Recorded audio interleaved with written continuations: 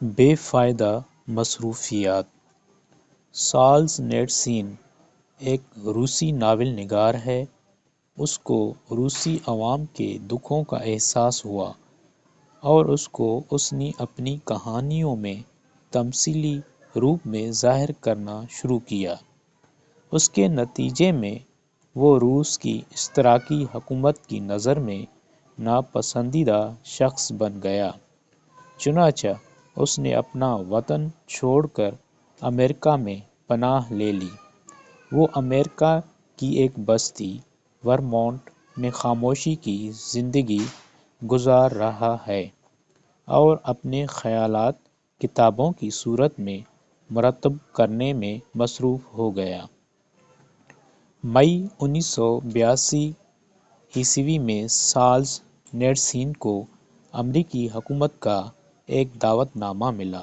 اس کے اعزاز میں واشنگٹن کے وائٹ ہاؤس میں ایک سرکاری تقریب کا اہتمام کیا گیا تھا، جس میں دوسرے معزز لوگوں کے علاوہ خود صدر امریکہ بھی شریک ہوئے۔ نیز اسی دوران میں امریکی صدر ریگن اور سالزنیٹسن کے درمیان 15 منٹ کی ایک خصوصی ملاقات بھی شامل تھی۔ سالزنیٹسن نے صدر امریکہ کے نام 3 مئی 1982 کو ایک جوابی خط لکھا، جس کے ذریعے تقریب میں شرکت سے قطعی معذوری ظاہر کی۔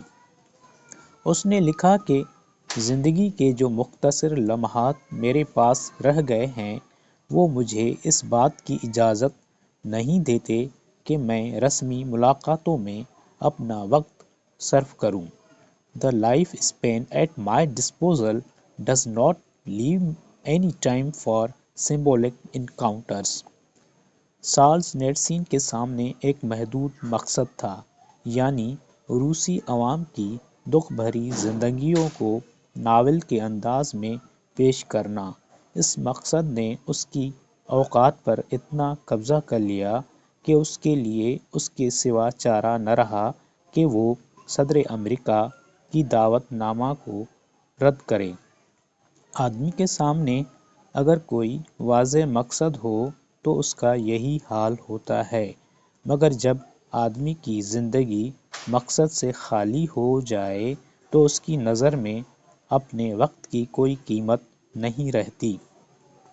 وہ اپنا اندازہ خود اپنی رائے سے کرنے کے بجائے دوسروں کی رائے سے کرنے لگتا ہے۔ وہ رسمی جلسوں اور تقریبات میں رونق کا سامان بنتا رہتا ہے۔ وہ اپنے لیے جینے کے بجائے دوسروں کے لیے جینے لگتا ہے، یہاں تک کہ اس کی عمر پوری ہو جاتی ہے۔